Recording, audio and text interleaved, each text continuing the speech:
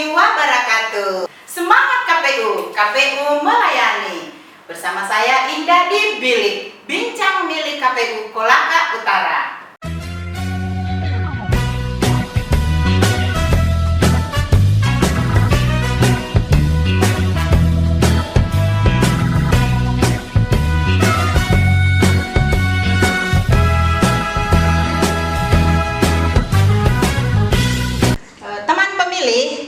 Kali ini saya bersama dengan Korbit Teknis KPU Kolaka Utara, Bapak Irwan Jamal SE. Apa kabar Bapak?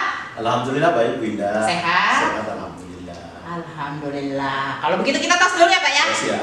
Oke. Di episode sebelumnya di podcast kita yang telah lalu-lalu itu kita sudah membahas mengenai ruang lingkup dari Divisi Program dan Data Partisipasi Masyarakat JDIH. Nah, hari ini kita mau membahas mengenai dapil atau daerah pemilihan. Dan alokasi kursi mungkin ya bisa tambahkan ya. Ya, sekarang dengan alokasi kursi ya. Oke. Nah, Pak Irja, mungkin sebelum saya memulai podcast kita hari ini, mungkin alangkah baiknya kalau Bapak memperkenalkan diri ke teman pemilih.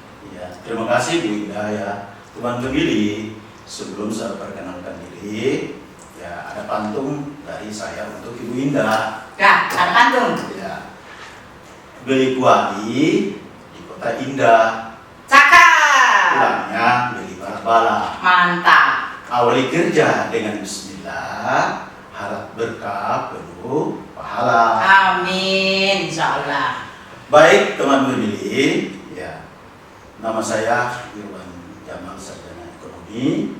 Ya, tadi disampaikan oleh Ibu Indah bahwa Bang Irja. Nah, ini penuh sejarah Irja. Ada sejarahnya? Ada sejarahnya. Oke, boleh diceritakan? Dulu saya bergabung dalam satu program pemberdayaan masyarakat pedesaan.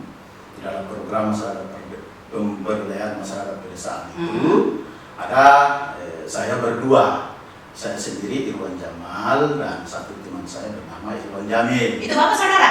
Tidak. Tapi kok itu namanya mirip ya Pak? Namanya mirip, maka nama mirip itu oleh teman kami diganti saya, ya Irja. Jadi singkatannya Irja itu Irwan Jamal. Irwan Jamal. Sehingga Irja itulah yang menjadi nama udara saya. Sampai sekarang? Sampai sekarang.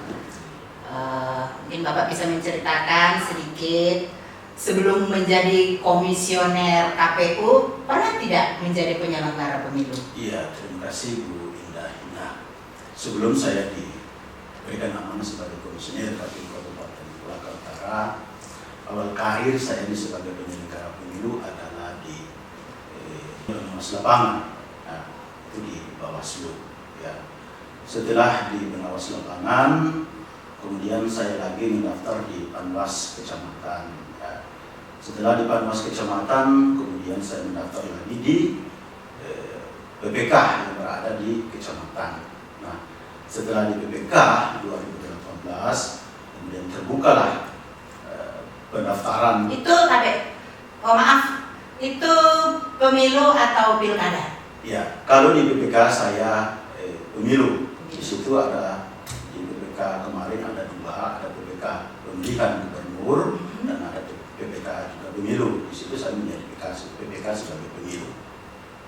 Nah, setelah itu terbukalah pendaftaran di KPU hingga saya mendaftar. Alhamdulillah telah mendaftar, kemudian diberikan amanah, diberikan rezeki oleh Allah Subhanahu Wa Taala.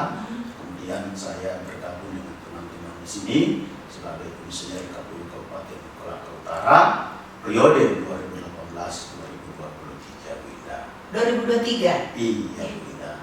Tidak lama lagi ya Pak ya? Iya, tidak lama lagi. Berakhir. Oke, itu dia tadi ya perjalanan karir Pak Irja sebelum dia bergabung di komisioner. Nah, kembali ke topik kita mengenai dapil, Pak. Seberapa penting sih dapil itu untuk daerah? Iya, jadi baik Bu Indah. Nah, kalau kita bertanya atau kita melihat seberapa penting dapil itu, ya otomatis penting sekali untuk dapil itu. Penting ya. Penting untuk partai politik dan penting untuk para calon legislatif. Karena dengan dapilah para partai politik untuk mencalonkan legislatifnya atau calon-calon anggota dewan itu memilih dari dapil. Itu beda. Terus faktor-faktor apa saja yang menjadi latar belakang proses pembuatan dapil? Faktor penting itu dapil. Jadi dapil itu adalah daerah pemilihan atau orang biasa sebut dengan zona. Ya. Jadi dapil itu terbentuk ya baik tunggal individu terkait dengan kecamatan tersebut maupun gabungan-gabungan beberapa kecamatan ya, yang berada di wilayah pemerintahan. Ya, itu sehingga terbentuklah dapil. Nah, kalau kita cerita tentang latar belakang terbentuknya dapil, ada beberapa aspek yang perlu kita perhatikan. Ya. Yang pertama adalah, nah teman-teman di KPU harus membentuk dapil. Yang pertama harus kita tahu dulu ya jumlah penduduk yang berada di kabupaten tersebut atau data penduduk itu yang harus kita tahu dulu. Itu dasarnya ya Pak. Nah, karena dengan data jumlah penduduk atau data penduduk itu kemudian kita bisa menghitung berapa dapil, kemudian berapa alokasi kursi untuk calon legislatif. Nah, data tersebut juga kita akan miliki jika instansi yang terkait memberikan kepada KPU. Tentu KPU akan meminta kepada Kementerian Dalam Negeri itu selama 16 bulan sebelum hari pemungutan suara data kependudukan per kecamatan itu diberikan kepada KPU. Kemudian yang kedua adalah terkait dengan data wilayah. Tapi itu sudah masuk di tahapan pemilu Pak? Data tahapan pemilu. Nah, kalau salah satu dapil ini dan alokasi kursi memang sudah masuk di tahapan pemilu, yang menjadi tahapan pemilu. Nah, yang kedua adalah terkait dengan data wilayah. Data wilayah. Karena kalau kita mau membentuk dapil tentu kita harus berhitung dulu, melihat dulu ya data wilayah kecamatan, misalnya kecamatan Wawo, kecamatan Rantai Angin, kita ambil contoh saja dengan kecamatan-kecamatan yang lain, itu harus kita tahu dulu. Jangan sampai pada saat kita membentuk dapil ya tidak memenuhi prinsip-prinsip yang ada di dalam regulasi, itu prinsip daripada pembentukan dapil itu. Iya. Ya. Kemudian selanjutnya adalah kita mengundang teman-teman stakeholder untuk melakukan uji publik. Stakeholder yang Bapak maksud itu lembaga-lembaga apa saja? Lembaga-lembaga yang pertama adalah kita mengundang Bawaslu ya yang berada di kabupaten. Kemudian yang kedua adalah partai politik itu sendiri yang kita undang. Yang ketiga adalah pemerintah daerah. Ini termasuk yang dimaksud itu capil ya? Iya. Capil ya. Kemudian yang selanjutnya adalah pihak yang terkait. Mungkin ada di situ TNI, kemudian ada kepolisian yang kami undang. Nah, setelah kami undang, ya, KPU Kabupaten itu mengundang, maka kita akan uji publik, ya, dengan tentu berbagai pertimbangan. Nah, KPU akan menjelaskan beginilah penjelasan terkait dengan pembentukan dapil dan alokasi kursi. Nah, terkait dengan penentuan prinsip-prinsip terkait dengan dapil dan alokasi kursi memang sudah diatur dalam regulasi. Ya, Undang-Undang 7 tahun 2017 ya pasal 185 itu dia menerangkan bahwa ada prinsip untuk penataan dapil. Ya, ada kurang lebih 7 prinsip yang ada di penataan dapil. Prinsip yang pertama adalah kesetaraan suara yang harus kita perhatikan. Yang kedua adalah ketaatan pada sistem pemilu yang proporsionalitas. Kemudian yang ketiga adalah proporsionalitas. Yang keempat adalah integritas wilayah yang harus kita perhatikan. Kemudian adalah terminus. Ya, kemudian yang selanjutnya adalah kohesivitas dan yang terakhir adalah kesinambungan yang harus kita perhatikan. Ya. Kalau di kabupaten kita ini ya di Kolaka Utara itu memangnya ada berapa dapil Pak? Ya, baik Bunda. Nah, Kalau di Kabupaten Kolaka Utara itu terdiri atas 3 dapil Bunda. 3 dapil. 3 dapil atau 3 zona. Oh iya, yang dapil satunya mungkin Bapak bisa sebutkan itu dari mana sampai di mana batas-batasnya? Baik, nah di dapil 1 kita pertama adalah Kecamatan Wawo, kemudian Kecamatan Rantai Angin, ya. kemudian Kecamatan Lambai, kemudian Kecamatan Susua, dan yang terakhir adalah Kecamatan Katoi. Itu ada 5 kecamatan? Ada 5 kecamatan yang ada di dapil 1. Nah, kalau yang dapil 2 itu Pak? Iya, kalau di dapil 2 ada Kecamatan Kodeoha, Dimulai dari Kodeoha. ya, kemudian Kecamatan Tiu, kemudian Kecamatan Ngapa, kemudian Kecamatan Latumahu. Ada 4 ya? Ada 4 kecamatan yang berada di dapil 2. Ketiganya itu? Kemudian yang kecamatan yang ketiga adalah Kecamatan Pakue, Pakue Tengah, kemudian Pakue Utara, kemudian Kecamatan Batu Putih, kemudian Kecamatan Purehu, dan terakhir adalah Kecamatan Tolala. Itu ada 6 kecamatan yang berada di dapil 3 Bunda.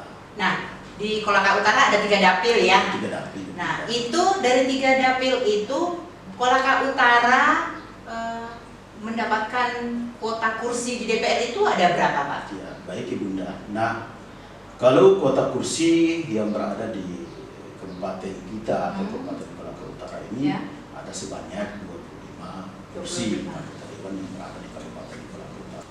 Di Kolaka Utara itu kan dapat kuota 25 kursi. Ya. Kenapa hanya 25 kursi Pak? Sedangkan di daerah Jawa itu melebihi dari 30 kursi per kabupaten. Itu bagaimana Pak? Iya, baik Ibu Indah. Nah, kenapa harus di Kabupaten Kolaka Utara 25 kursi atau anggota dewannya cuma 25? Ya.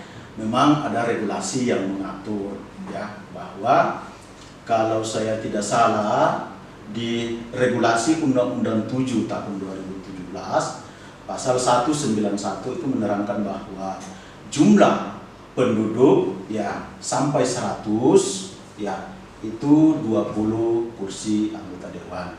Kemudian 100 sampai 200 itu sebanyak 25 kursi.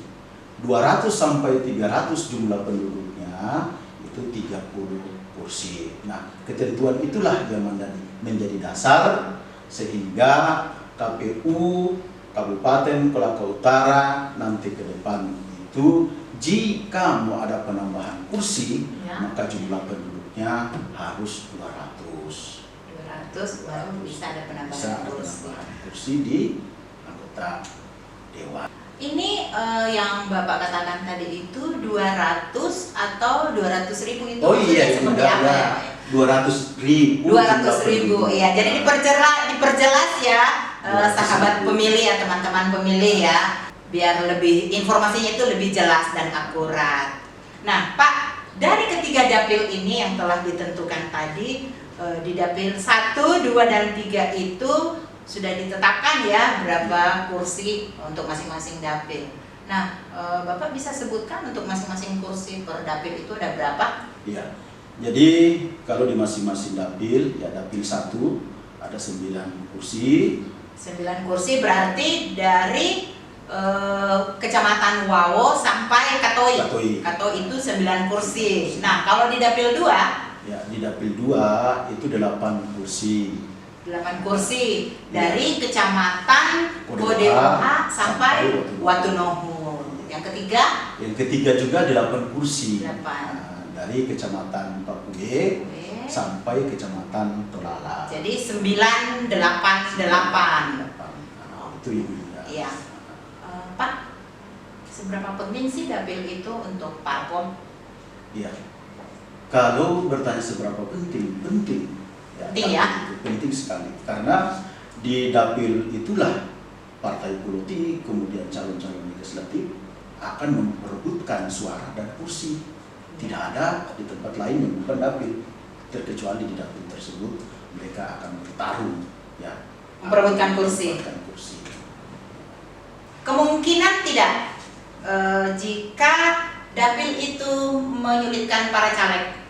Iya, kemungkinan besarnya tidak menyulitkan dapil itu caleg, malah menguntungkan para caleg dan partai politik itu. di zona 1, zona 2, zona 3 itu kan zona 1, zona 2 dan 3 itu kan sama ya jumlah kursinya. Kalau di zona 1 itu ada 9 kursi. Ya. Kenapa bisa ada 9 kursi di zona 1? Dapil 1 maksudnya. Penentuan alokasi kursi di masing-masing dapil setelah terbentuk, maka ada rumus yang kita gunakan.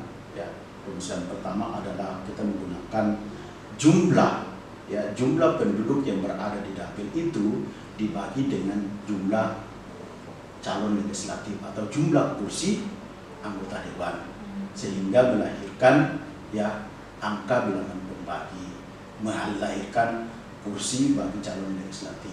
Dari jumlah itu sehingga di dapil 1 melahirkan 9 kursi. 9 kursi. Nah, begitupun di dapil 2 dan 3.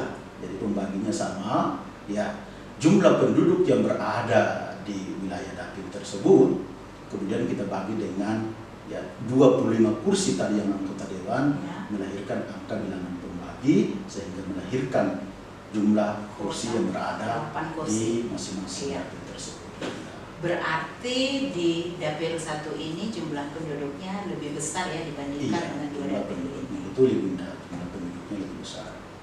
Oke Pak ya, sebagai penutup mungkin Bapak bisa memberikan pantun kepada teman-teman pemilih di Kabupaten Kolaka Utara ini. Oh iya. Iya dong Pak, biar lebih berkesan gitu loh. Iya. Awal tadi kan pantun sekarang ditutup dengan pantun. Saya punya utang pantun nih sama Bapak. Oh gitu ya. Jadi pantun ini bukan kepada teman pemilih.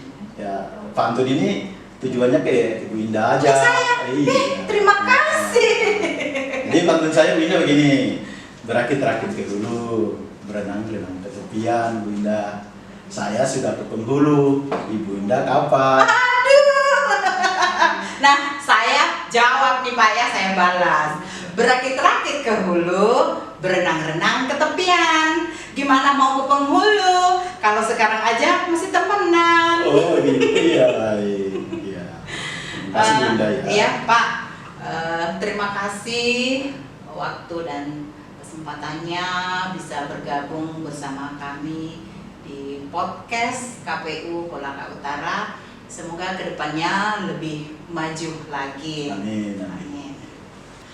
Dapil atau daerah pemilihan dibentuk merujuk kepada batas wilayah atau jumlah penduduk yang menjadi dasar penentuan jumlah kursi yang diperebutkan.